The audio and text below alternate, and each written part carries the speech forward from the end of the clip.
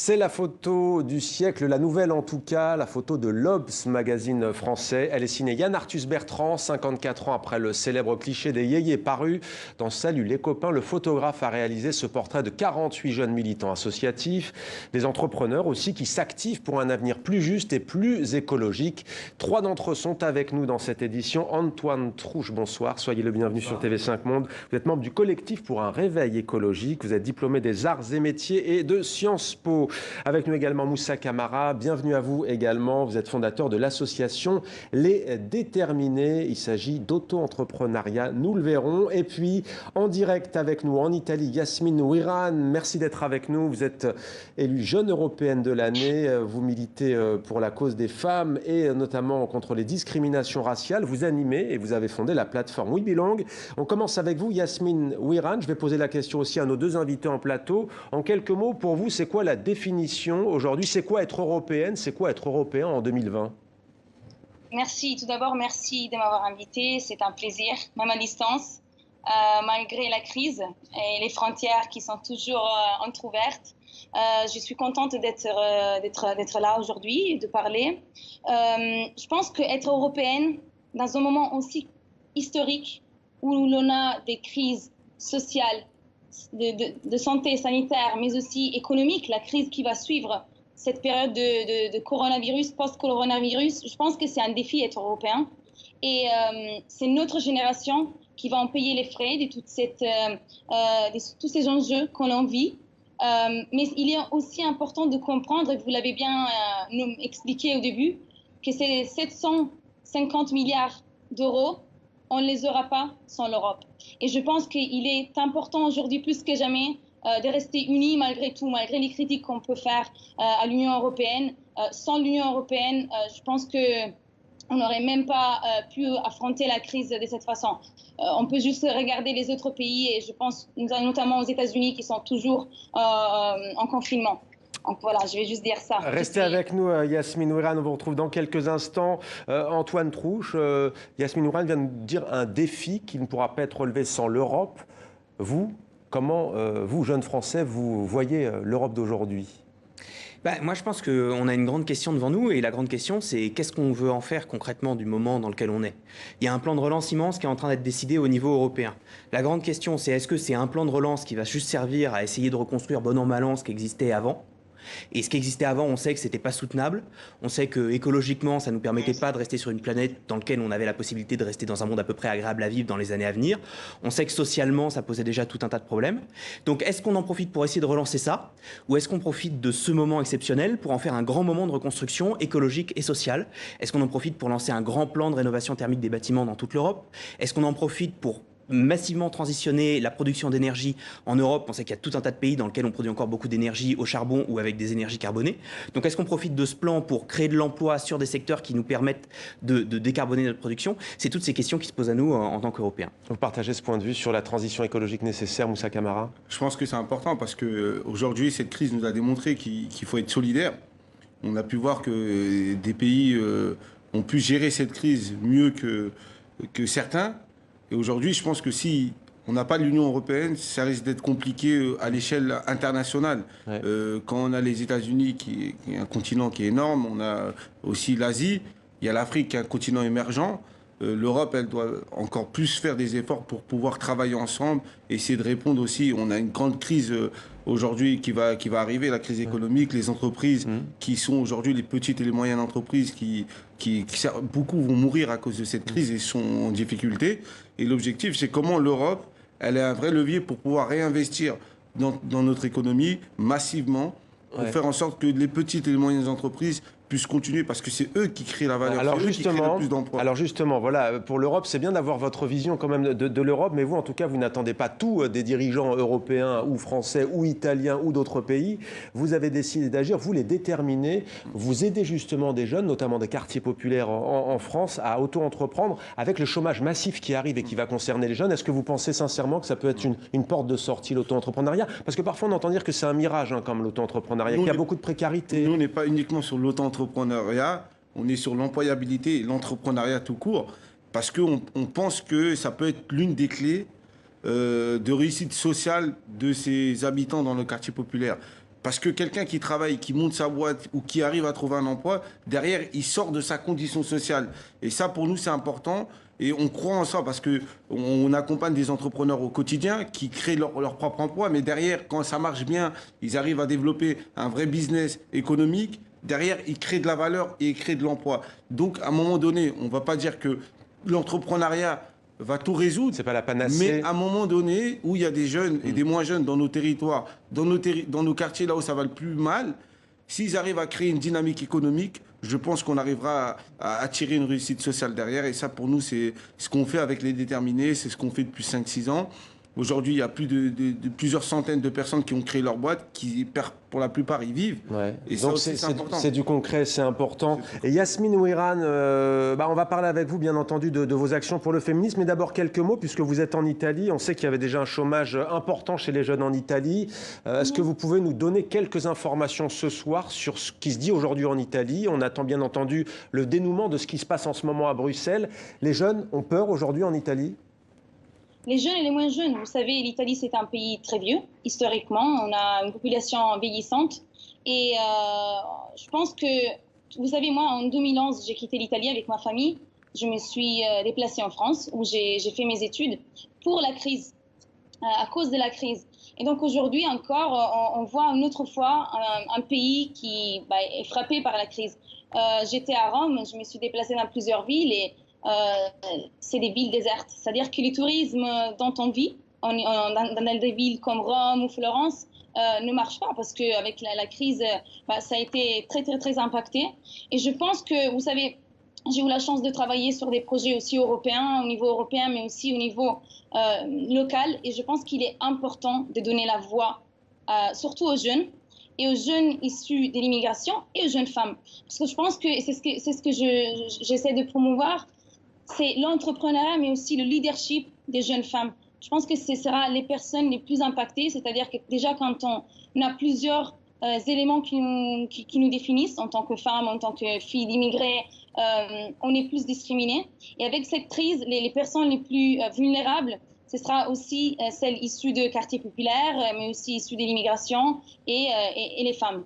On a un gouvernement qui vient d'être nommé en France et qui fait l'objet de critiques d'associations féministes. Je pense qu'il est important de promouvoir un leadership féminin où l'on prenne en considération toutes les causes et les crises auxquelles on fait face. Alors, on va maintenant évoquer avec vous, Antoine Trouche, vos actions. On essaie aujourd'hui de parler de ces sujets. Vous faites partie, bien entendu, des 3 sur les 48 personnalités. La lutte contre les discriminations faites aux femmes, l'auto-entrepreneuriat. Antoine Trouche, vous, que proposez-vous pour ce que vous appelez le réveil écologique? En fait, le collectif dont je fais partie pour un réveil écologique, c'est un collectif qui s'est créé il y a 1 an, lors de la publication d'un manifeste qui a été signé par 30 000 étudiants de toute l'Europe et qui disait en substance, en fait, on a beau avoir tout un tas d'alertes scientifiques sur le dérèglement climatique, sur l'effondrement de la biodiversité, et en fait, on voit que les actions ne sont pas à la hauteur.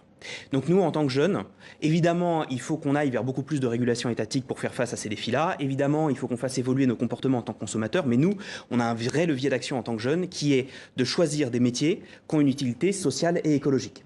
Par exemple? Et alors, par exemple, l'idée, c'est de dire, est-ce que c'est vraiment pertinent, surtout quand on a la possibilité, parce qu'on a la chance de sortir de grandes écoles ou autres, d'aller travailler pour des entreprises qui fabriquent des centrales à charbon, même si on va au travail à vélo, c'est pas sûr.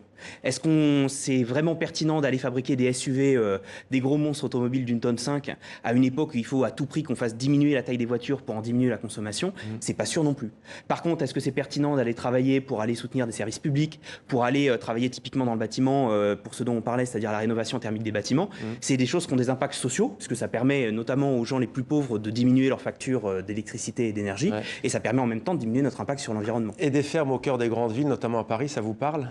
Mais je crois qu'on va en parler. Allez, on va en parler. Mylène Girardot nous parle d'une ferme sur les hauteurs de Paris, regardez.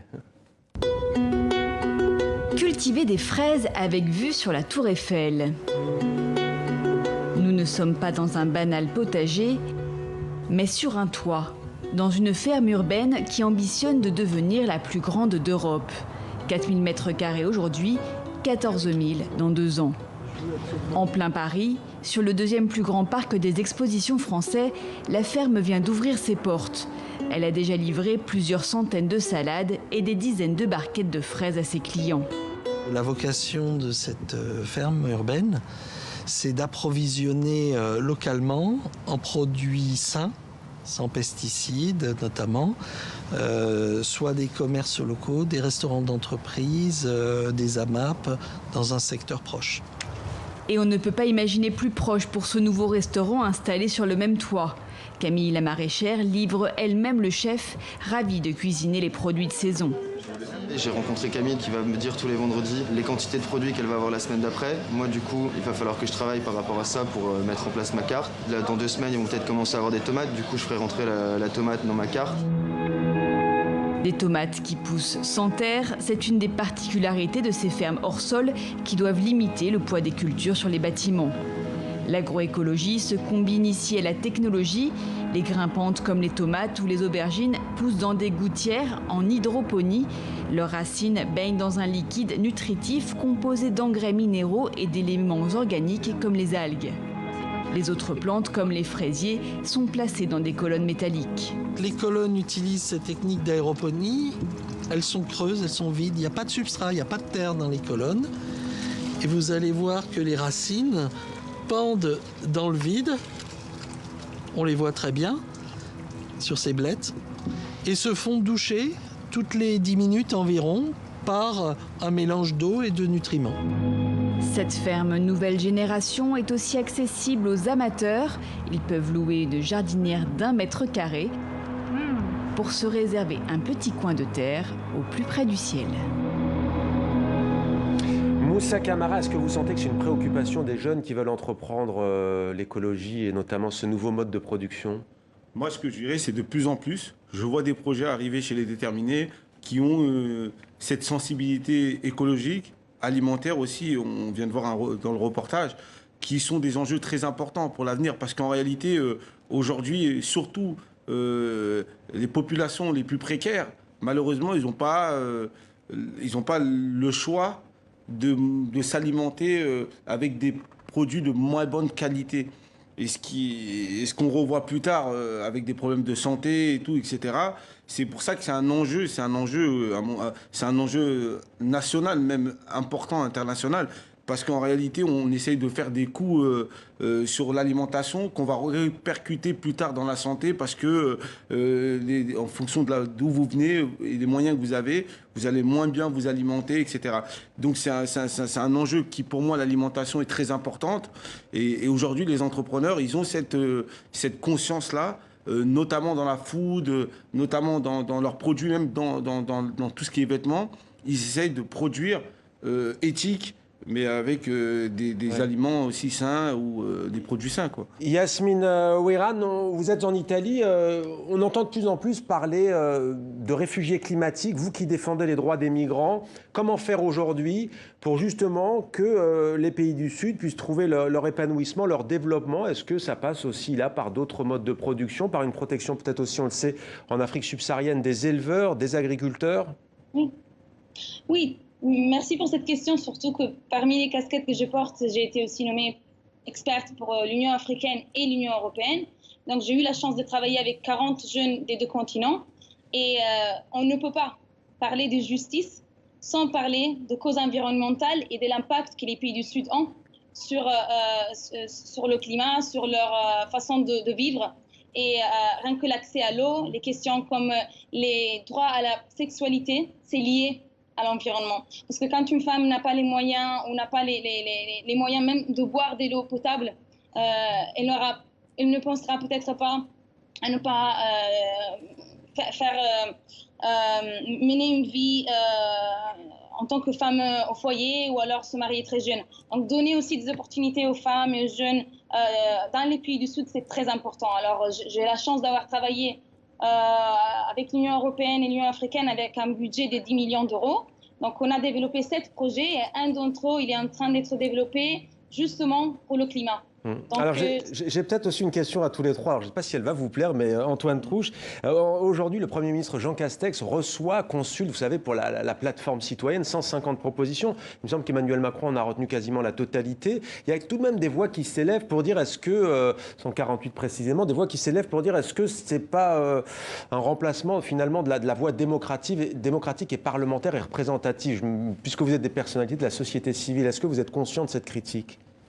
C'est une vraie question, mais ça, depuis le début de la Convention citoyenne pour le climat. Après, les 150 propositions, c'est pas 150 propositions qui vont être appliquées par miracle. Et justement, ce qu'on voit, c'est que là, en ce moment, il y a des grands débats au Parlement. Et on voit justement que ces propositions, elles ont un peu de mal à être transcrites dans la loi. Les premières propositions qui ont été faites, pour le moment, n'ont pas trouvé d'aboutissement. Quoi qu'il arrive, ça va passer à un moment par la voie parlementaire. Et puis après, il y a certaines propositions, notamment celles qui touchent à la Constitution, qui vont passer par la voie référendaire. Ouais. Donc à un moment, et c'est normal, encore heureux, la question écologique, c'est quand même une question qui est en train de déterminer complètement ce qui va être notre avenir.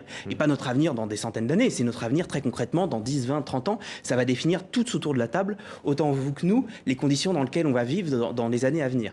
Donc c'est normal que ça soit un grand enjeu démocratique, et plus on a d'occasions d'en discuter collectivement, et c'est un peu ce qu'a suscité cette convention-là, mieux c'est. 146 propositions donc. Moussa Camara, il y a un débat récurrent en France qui revient sur, j'ai pas encore prononcé le mot, j'ai préféré dire quartier populaire, mais sur les banlieues. On a souvent entendu dire que l'ascenseur social ne fonctionnait plus en France. Vous qui êtes sur le terrain et au cœur de la problématique, est-ce que vous trouvez que c'est exagéré ou est-ce que vous dites qu'effectivement c'est un peu grippé ?